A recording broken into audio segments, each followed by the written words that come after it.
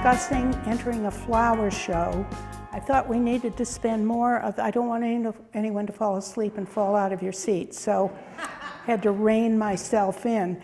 I have most of the arranging done, but one of them we're going to move around as we talk about it, and I think probably the emphasis will be on the table setting designs, because it sounds like you might have two of those, an exhibition table setting and a functional table setting in your flower show. So I want to get you set up as well as possible for that. One of the things that I had understood that you were going to have was an all green arrangement. Now, what I thought I should make clear on this, and I don't know if the schedule may not be completed yet, but if it's not, well, then you need to straighten out whether it's all green, which means it can be all green things, foliages, flowers, apples, fruits, whatever, or if it's all foliage, then you wouldn't be able to have the apples. So if it's firmed up, then nobody will be upset, if they do the wrong thing. Yes, and this could be converted by taking out the apples. I just thought it looked better from a distance for you to have the apples in. And don't be afraid to use fruits. It's not a good idea to use cut fruits or vegetables because they draw bugs, but if you can use things like this that you just skewer in, and I'm going to take out one and show you how I did it. It has two skewers and they're splayed apart so that you pinch them to go into the oasis. There. Pinch them to go into the oasis, and then when they're in the wet oasis, they expand a little bit and it helps them really grip. So if you just put them on one skewer, they might spin on you, and you don't want that. So to make it a little more interesting with these foliages, I took the variegated aspidistra and I looped it. Here's one. All of it's a little different. There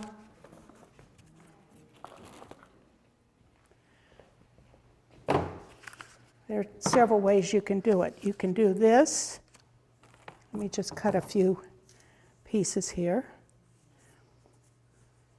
But if you use some manipulated foliage, you might make it more interesting.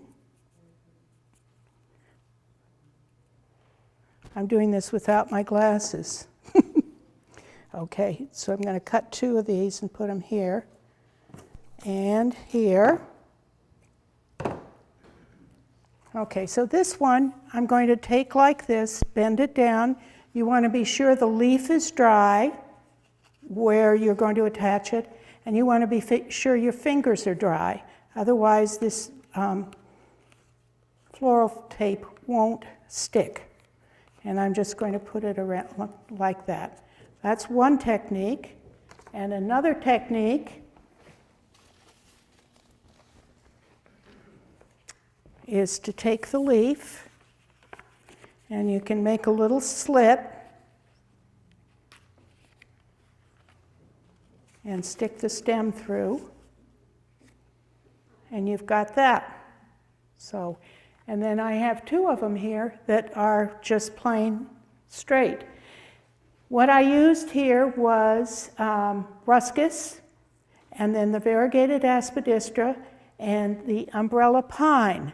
So what you're looking for is a contrast in textures, a little bit of contrast in color when you make a all green arrangement. But you want to be sure that you don't get it too busy. So that might be something that I did here. So it's never perfect. So, but what you can do after you get something like this together is you can go through and prune out some of what you think is busy. And also, if you have damaged leaves, I took one off by mistake at home. I should have left it on because it was really damaged. Be sure you remove any damaged leaves. There's a little bit of residue spray on these, so be sure you wipe that off and don't leave spots, and it'll make your arrangement, wait a minute, not looking at the right way, here. And I've sort of worked diagonally across here. So sometimes you'll have a leaf that's going in the wrong, basically, instead of fussing with it, before you put it in, well, depending on what it is, just get it in and then see where it needs some pruning, and then you can work on that. I chose this container because it is plastic, but it looks like slate, and it's very neutral. And we all have beautiful, beautiful vases and other containers, but sometimes if they have a lot of pattern on them, or they're a very, very bright color, they dominate. And so you want to be careful what you choose as a container in a flower show, because the judges are looking for, the flowers doing the talking, the container is doing the holding. So, all right, so there's that foliage arrangement, all green. Okay, now the next one I'm going to do is all foliage, here. And these Aralia leaves, this one's going to be kind of contemporary. Again, these are the slate containers, and I have the oasis down low. I want to cover this oasis. In this one, for instance, the oasis is coming up about this high above the rim so that you can work down. This one is going to be flat. So these leaves aren't quite bent the way I would have liked them to be, but push this back.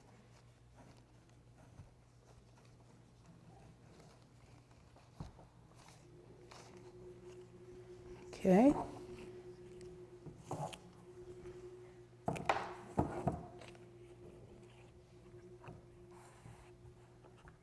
And I'm pushing the oasis back so this particular oasis I didn't fasten down inside. I wanted it to be able to move it. And then I'm going to take some of this lily grass, and this stuff lasts forever. I've had this particular lily grass for 6 months. And it lasts, it was in the cooler part of the time, and part of the time it was just out in a bucket. And then some of it had gotten away from me and was in a box in plastic in the cooler. So that tells you, and it's relatively cheap stuff, so it's something to put on your radar. So I'm going to. Which way did it last the best? Excuse me? Which way did it last the best? In water, in the cooler.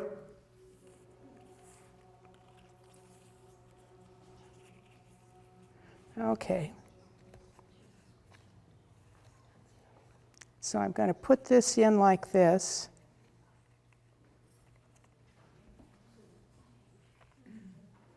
And wait a minute, let me just get, oh, I don't have that other foliage. Okay. Well,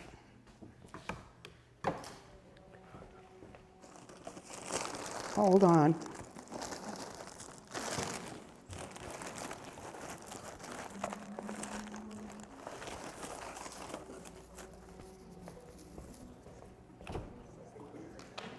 We'll worry about that later.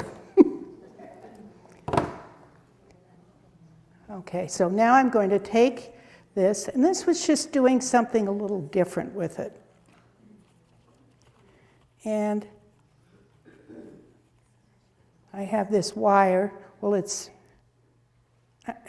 coated with a plastic wrap, and I'm going to put it, just twist it.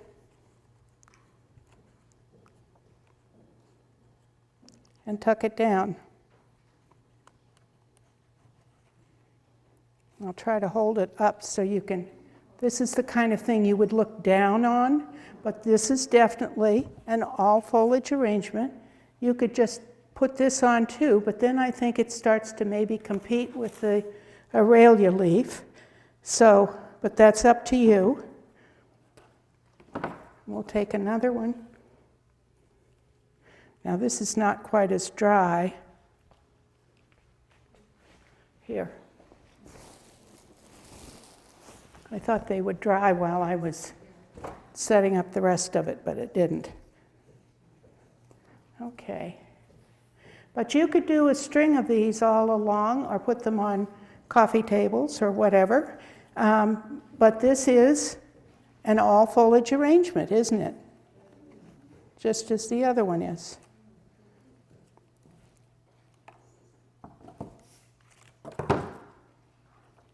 I mean, it's a little floppy to let it stand up, but if you had something that would stand up, you could do that too.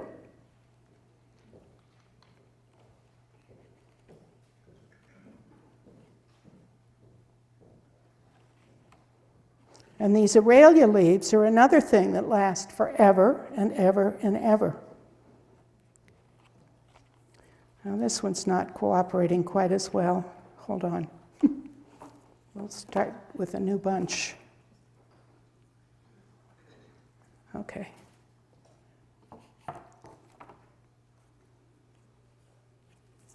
And if you do have questions as we go along, please don't hesitate to ask. Because I welcome questions at the end too, but sometimes there's just something you're dying to know, and you need to know it right now.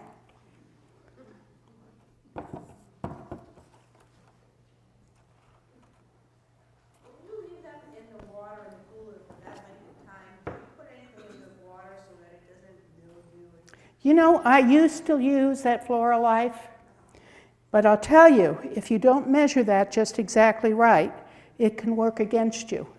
So what I do is just make sure the water's nice and clean. But I hate to tell you, this water was just sitting there, you know. So it's good to know. All right. I'm twisting this around and then twisting this down. And you could always put a small leaf or a little bit of boxwood there, you know, to cover up the mechanics.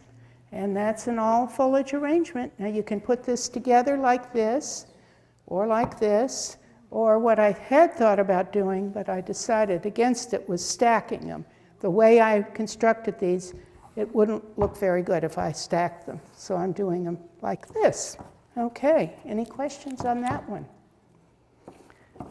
Then we have, I think we'll do the construction next. That was one type of arrangement that was considered for the schedule. You ladies haven't seen the schedule yet for the show, have you? Okay. Well, this one has been considered. And a construction is made of either man-made or plant material, and it dominates whatever other material you put on it. So I chose to use this, and this also would qualify as a floor design because it's so big. But this one is a CD holder,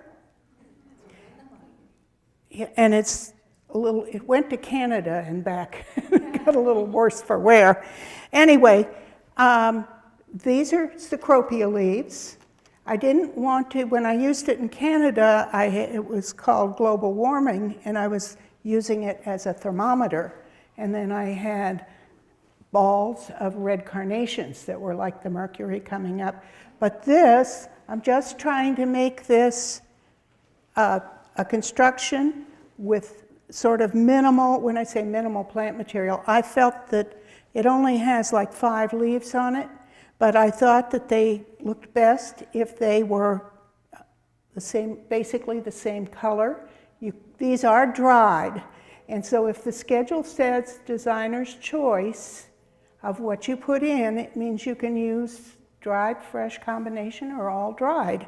And so I've chosen to use all dried, and I just wedged them in, and now that they're in there, I'm going to cut the stems. Don't you dare fall out.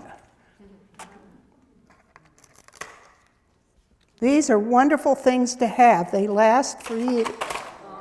Shoot. Okay. So now we'll put them back. Let me turn it around. Julie, if you were doing it for a flower show, would you somehow wire them in? I absolutely would, but I'm not giving this away. I don't think anyone wants it, so I'm just putting them in. And you know, I brought along 2 books that, I don't know, how many of you have the Handbook for Flower Shows, the new one?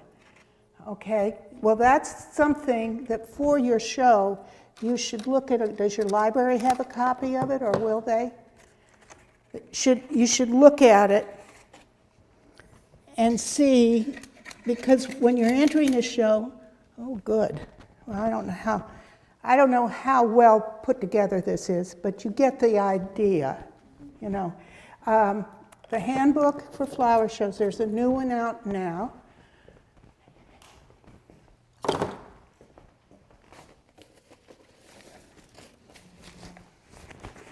And it tells you all the rules, and it tells you if you sign up to do a construction, or if you sign up to do a buffet table setting or an exhibition table setting, you can look it up in here, and it tells you what to do or what it's supposed to be like. And then this book, do any of you have this or seen this book, Designing by Types? This has pictures of lots of these things. For instance, here's a construction, and here's a construction. And you can see that the fresh plant material is minimal, relatively speaking, to the construction itself. And the construction is usually made of just 1 or 2 different kinds of plant material. Then the other thing it has, are the table settings. They have trays, and they have, wait a minute, let me just get, so for instance, here's a functional buffet, and here's a functional tea party. So in the functional table setting, I think it's been considered that you would do a buffet. And so I didn't want to do it on one of these big tables because it's too much. We don't have enough stuff to do it. But this is maybe a little bit crowded on this table. But this is the table that the tablecloth fits. See, you have to consider this. And also, there were some napkins that match this tablecloth, only there are only 2 of them. And this should be for 4 or more, according to the handbook. So that's why I said we could do it on a card table. Then, if you put the napkin down, for instance, it doesn't really do much for you, does it, like that? But I had another set of napkins. And what you want to do is be sure that on a tablecloth there's only 1 crease, and you don't want any musses. There are a lot of musses up here. But I want you to get the idea of how to put it together. So what I did to make this a little more interesting was I took I guess I used them all up. I took a beige fringed cloth, put it inside, and folded it. And then I'm going to sort of stack them up. And this is supposed to be designed for the service of food. Now, wait a minute, let me get this back.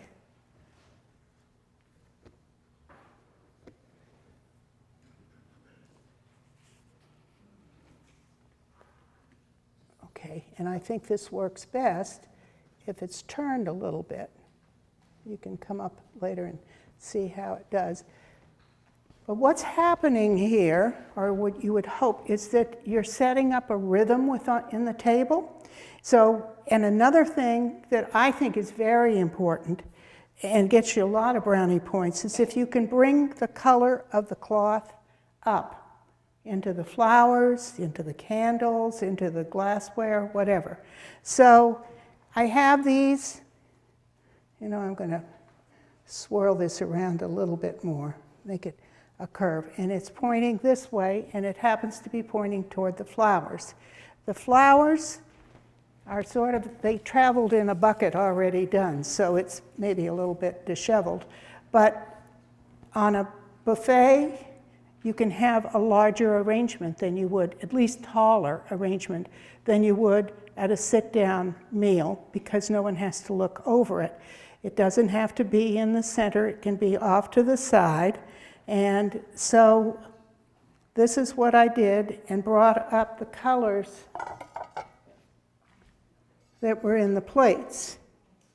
And with the winterberry, I think these are supposed to be rose hips on the plates, but anyway. So I have the 4 plates, and what you want to be sure you do, these are kind of haphazardly stacked. You want to make sure that the stack is even.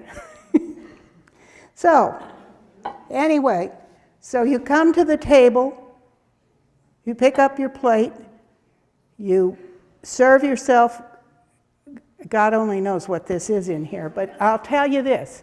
I brought this casserole because the color was good, but I think that it's too heavy looking visually with the top. So if I take that off, it lightens things up visually, doesn't it? So, and then you get a little shine here too. So I think it's better without the, without the lid. Then there's this pot holder. This is probably hot, and you're thinking, okay, functional.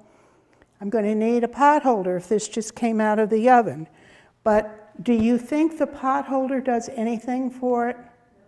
No. The color, is sort of good, but so just because you think you need it, you want it to be functional, but not to the point where you're putting all this little stuff on. And if you notice, I have no silverware or flatware on the table. They recommend that you don't use that in a flower show. I think it dates back to when they used to have flower shows in malls, and sometimes the flatware would get stolen. But the other thing about it is, it's very shiny. If you think about it, silverware or stainless steel is very shiny, so it draws your eye to it. And you may not realize it at your own table because you're used to looking at it. But really, the shiny things attract your eye. So I just figured we'll just, work without it anyway. I could probably have used maybe a bamboo spoon or server in this, because color-wise it would go. But as far as nice forks and spoons, not doing anything. Now this is for bread. Do you see any place for it? No. So when in doubt, just leave it out. Another thing here, you want to be sure that if you use the candlesticks, that they're insecurely and that they're parallel to each other, that one of them isn't leaning or whatever, because that affects the overall distinction. These brass candlesticks are antiques. They could be shined up, but I like them to be mellow. So if they were shined up, then they'd be, well, depending on how shiny they got, they'd be competing. So, and then with the glasses, I have them going like this. They're in a pattern so that it's pointing this way. So we don't need this, and we don't need this, do we? So we have decluttered this. Are there any questions? Okay. Another thing that this does, by putting the fringed beige napkin in here, is it sort of picks up the color in the plate and gives it a little zing. Okay. All right. Now, that's the functional table. If you have a class that calls for an exhibition table, then you're into a different ball game. But it doesn't have to be for any number of people. You could have one plate, you could have 7 goblets, you could have 5 napkins, you could have, well, for instance, I have 2 of those bamboo baskets up there just to repeat the color and texture that's in that branch that's there. And I've used this frame, which is in bad shape, but if you have something that you can mount things on, that's a big help. And I just want to look here and see how this is panning out.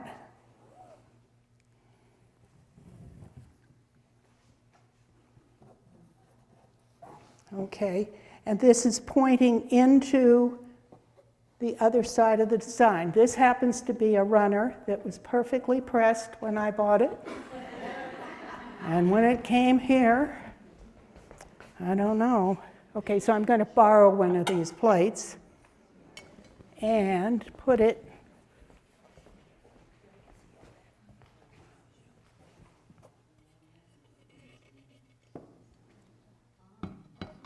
over here. So we have one plate, and maybe I'm going to do this. You can play around with this a lot, but you want to have sort of a pathway going, a visual pathway.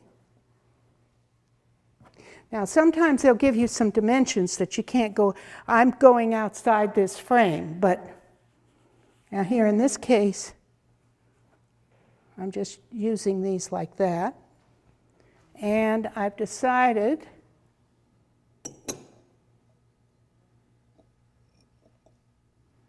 to stack those up like that. So we have 2 glasses, 3 napkins, and 1 plate. And if I wasn't afraid that the plate would drop, I would hang maybe another plate up there. This is a bowl that happens to match this.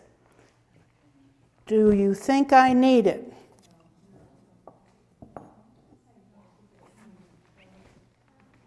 No. So you can try. They only had 1, so, and the price is on it. I'm taking it back tomorrow. So I've covered the price up with a napkin.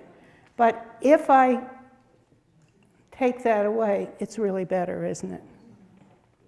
So, okay, so none of these are perfect, but it just gives you an idea. This is a lot of fun to play with because you have fewer restrictions in the end, although mechanically you have stuff you have to do. I use this, I think it's a root, here just to add some interest and break the top of the frame a little bit. It is dried, but as I say, the baskets are sort of the same color. These are made out of recycled chopsticks. And I got them in Chinatown a number of years ago, and they were $4 a piece. And then I saw them at the MFA gift shop, and they were $30. But look what they do. So you can have fun with them. You know, we use these at home too. I'm glad I bought so many.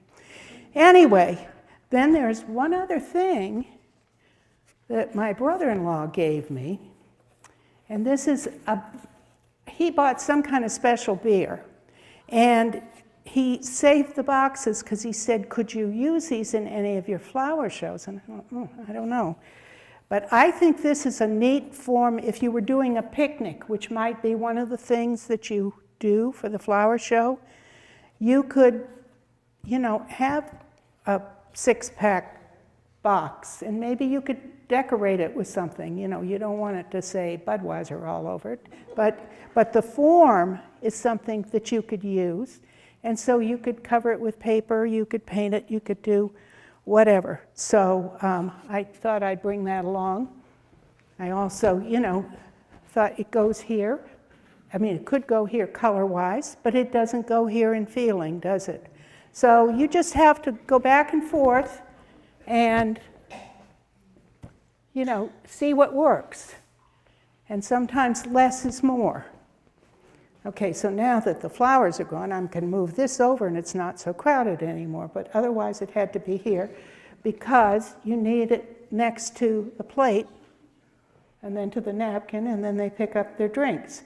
And you could put a bottle of wine on the table, but there's no place on this table for it. So I wouldn't want to put it on and just have it be crowded. Okay. I think that this is, I mean, I basically covered, you know, I couldn't cover all of the classes because I didn't know what they all were, but covered most of them. And the big important thing to do is when you enter one of these classes to read up in the handbook on the type of design it is and see, you know, see what's expected. Then you need to look at the schedule and see what they're asking for. Do they want it to be all fresh, all dried, or fresh and or dried? So, because if it's supposed to be all fresh, and you put something like this root in there, well, then they're going to tell you that it, you know, doesn't conform, so you have the option of removing it. So that's really something, it's really important to be careful reading that. And even now, oh boy, I almost got myself in a mess because I had this, what I thought was a brilliant idea, but it involved some dried, so I couldn't do it. So anyway, and if you can get a hold of this book, Designing by Types, it was published by National Garden Clubs, how many years ago, 10? Yeah, about 10 years ago. This has really wonderful pictures and of all kinds of designs. It has wonderful pictures and then good explanations. But I think the pictures help because when you do read just the handbook, sometimes it gets a little, well, gets a little dry. But it's important to read this because those are the rules. But if you work with both, if you had just these two books to work with, you'd be in pretty good shape. These are the only brass candlesticks I have. So what I could have done is put it on some sort of a block, but I didn't have a way to make it look, but see, that is more interesting, isn't it? And also, you don't want it to be, I'll bring the flower arrangement back, you don't want it to be exactly the height of the flowers. I think they should either be above or below. Well, they're below. But it would look better, more interesting, let's put it that way. Or you could put on a candelabra and, you know, the one in the middle would probably be higher. I only have these particular candles in one size. And these are, I get them at the Grafton Country Store. And They are wonderful. They do not drip at all, because we use them every night. They do not drip at all, even if there's a draft from air conditioning or something. So that's, you pay for it, but still, you don't have to buy the stuff that gets the wax off the table. So I think that's it. If you have any other questions, yes. Would you address construction a little bit more? Would you talk about Okay. can you make your own and Yeah, you know what I'm going to do? I'm going to read it for you out of the book. Personally, yes, I have done a construction before. It was years ago. It was out of stovepipes, so that was man-made. This is a man-made one. And let's just get to the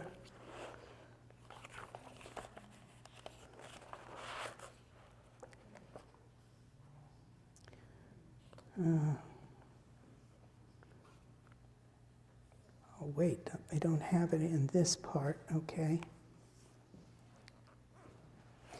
Okay, so let me get back to the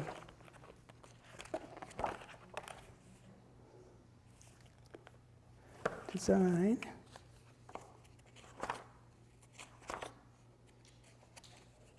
And if you be sure you check up on the elements and principles of design, here's the construction design, because all designs are going to be judged by the elements and principles of design. All of art is judged that way too. So it would be good for you, and when the judges make comments on your designs, they should make the comment using one of the elements and principles of design, so it makes it very professional. Okay, a construction design is a creative design with strong architectural characteristics using geometric form or forms excuse me, combined into a single three-dimensional unit. Construction is limited to one or two types of materials, which may be fresh or dried plant material and or man-made. So I chose to have my construction be man-made, but I could make it out of twigs if I wanted. But the schedule should state whether it should be man-made or, natural, like being made of twigs. And it should state what they want, or it can say designer's choice of construction. So I took the easy way out tonight and didn't, do the, but most of the ones I've seen, and in this book too, and I'll leave it open on those pages, you can come up and look, most of those happen to be man-made. And it says, if a construction is composed of man-made forms, plant material must be used to complete the design. So I did complete it with, the plant material, which happens to be dried. So what I'm following is a man-made construction, and the plant material happens to be all dried. Then, is this helping? Okay. I really haven't done, except for the one I did years ago, haven't done one, so I don't feel real comfortable with it. Now, if we go back here, these are all in alphabetical order, which makes it nice. Okay, now here are the constructions. This one, I think, is made with styrofoam. This one is made with twig forms. And they said if the construction design is eligible for the Tricolor Award, for example, which means the plant material all has to be fresh, the schedule may require that the construction be made of fresh plant material, non-plant material, or combination of both. On the other hand, it may leave the selections to the designer. It must be understood, however, that if the Designer's Choice Award is the top exhibit or award being offered, the selection is always the decision of the designer. So that gives the designer the most freedom. And, but this book is really, oh, and then here's one. These are made with gutter pipe. And that's man-made. So the only one that, well, I tell you, this one, Tony Tedesco did this one. And these are man-made because I have some of those too.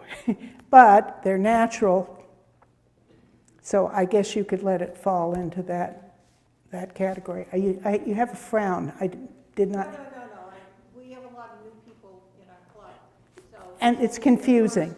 Yeah. Well, that's why I'm saying. Wanted you to expand on it.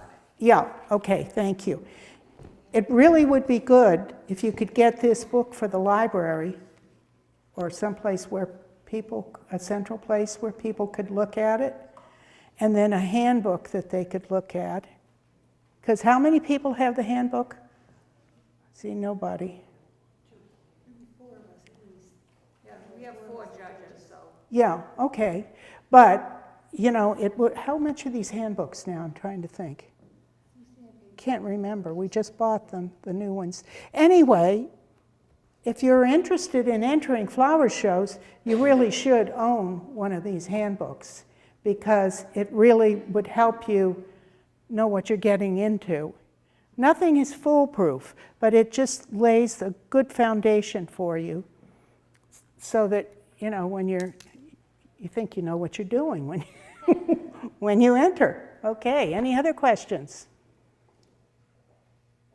No? Okay, well, you're welcome to come up and look at these pictures or look more closely at these. As I say, this thing's in bad shape, and I didn't know it until this afternoon because it was hidden away in part of the garage I don't get around to very often. But I hope you have a wonderful flower show. I know it's a ways off, but the years are going by so fast, it'll be here before you know it.